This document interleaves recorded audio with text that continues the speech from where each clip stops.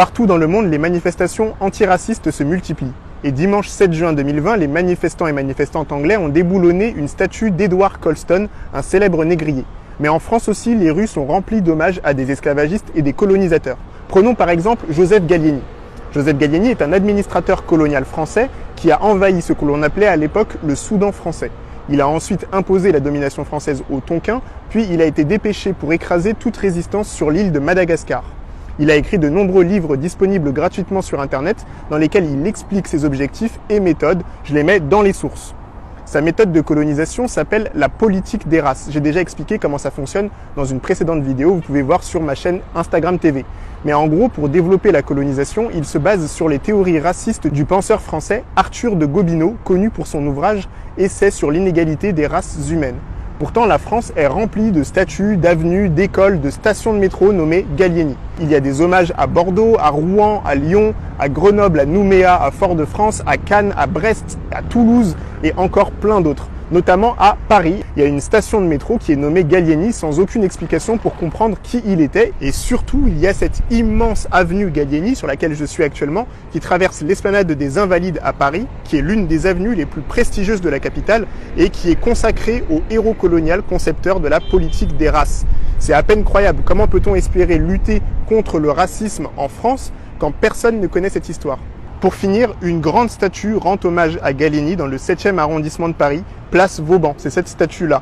Elle a été sculptée par Jean Boucher et commandée par la Ligue maritime coloniale. Elle a été inaugurée le 11 juillet 1926, puis vandalisée par des militants et militantes anticoloniaux en 1927. Donc le monument, comment il est composé? En fait, c'est Gallieni là, qui est là, et qui est porté par 4 personnages. Il y en a un qui semble être un cliché pour définir une personne venant de Madagascar. Ensuite, il y a un personnage qui est un cliché pour représenter les personnes d'Asie, puisqu'il a été au Tonkin. Ensuite, il y a un personnage qui est un cliché pour représenter les personnes venues d'Afrique et qui est à moitié dénudé, puisqu'il a été au Soudan et au Sénégal. Et enfin, il y a un 4e personnage, je ne sais pas exactement qu'est-ce qu'il est censé représenter, mais voilà, il est là. Et donc ce sont ces 4 personnages qui représentent les peuples qui ont été colonisés par Gallieni et qui le portent. Hein, franchement, c'est extrême. Moi, franchement, je sais pas. En tant qu'afro-descendant, tu te balades dans la rue et tu vois ce genre de monument en l'honneur d'un héros colonial, ça fait mal en fait. Franchement, je sais même pas quoi dire. Et voici ce qu'on peut lire sur le socle de la statue, donc qui est juste en bas ici. Il y a écrit « Au maréchal Gallieni, la ville de Paris ». Ce monument a été érigé à la suite d'une souscription publique organisée par la Ligue maritime et coloniale française. Donc ça, c'est vraiment une commande de la Ligue maritime et coloniale française. Je crois que juste tout est dit en fait.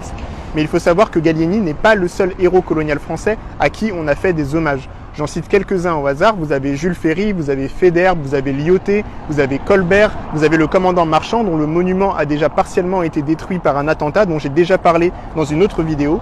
Et il y a aussi Victor Schœlcher dont 2 statues ont récemment été déboulonnées par des militants et militantes martiniquaises.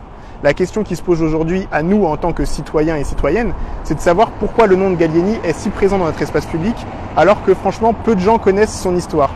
Est-ce que nous avons vraiment besoin de tous ces hommages coloniaux? Ne serait-il pas mieux dans des musées qui puissent clairement nous expliquer cette histoire? Alors je m'adresse directement à la mairie du 7e arrondissement de Paris, au ministère de la Culture et à Emmanuel Macron, président de la République française.